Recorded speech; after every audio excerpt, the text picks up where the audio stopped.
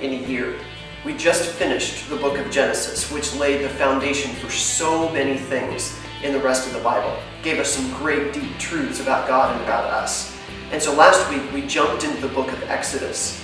And in Exodus, it's all this story about Moses and God rescuing God's people. That's the entirety of this book.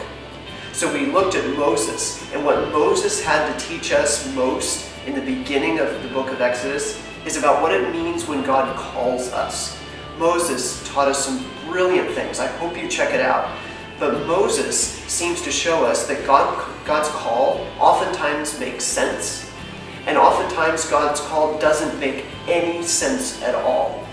And so we looked at, well, what do we do when God calls us? And it seems like it makes sense, and it seems like it doesn't make sense. How do we faithfully follow that call? So if you're struggling with God's call, if you're thinking through what does it mean to be called by God, and how do I follow through with that call, this is a great passage to look at. So check out last week's.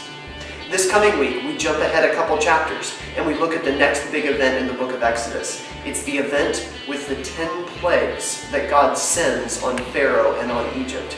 And I'm so glad that we're reading this in the context of the whole Bible, because this passage makes so much more sense when we look at it within the context of the whole Bible rather than just in isolation by itself. I think it teaches us some great things, and it means some very different things when we look at it with what we're calling the big picture.